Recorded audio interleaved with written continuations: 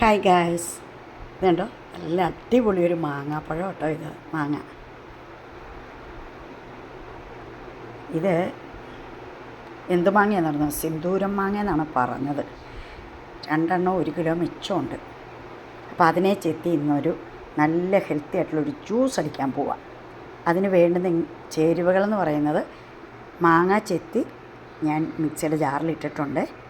പിന്നെ ഇന്നലെ തിളപ്പിച്ച് തണുപ്പിച്ചിട്ട് ഫ്രീസറിൽ വെച്ച് കട്ടയാക്കിയ പാൽ ആണ് ഒഴിച്ചിട്ടേക്കുന്നത്. ഇതിനകത്തൊരു 2 സ്പൂൺ പഞ്ചസാരയും ചേർത്തു. ഇതിന് വേറെ പ്രത്യേകിച്ച് നിങ്ങൾക്ക് ഇഷ്ടമുള്ള സാധനങ്ങളൊക്കെ വേണമെങ്കിൽ ചേർക്കാട്ടോ. ഞങ്ങൾ ഇതിനകത്ത് പ്രത്യേകിച്ച് ഒന്നും ചേർക്കുന്നില്ല.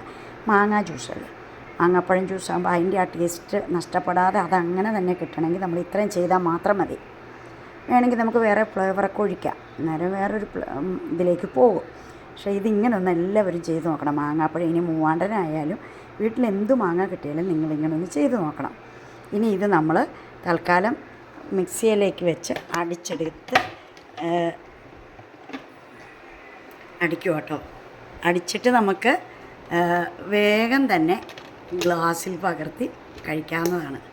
എന്താണ്, നമുക്ക് ഹെൽത്തി ആയിട്ടിരിക്കും. നമ്മുടെ ശരീരം വിശപ്പൊക്കെ നമ്മളെ വേഗം ശമിപ്പിക്കും കേട്ടോ.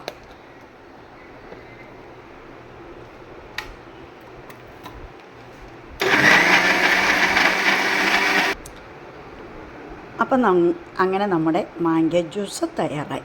അപ്പോൾ നമുക്ക് ഗ്ലാസ്സിലേക്ക് ഒഴിക്കാട്ടോ.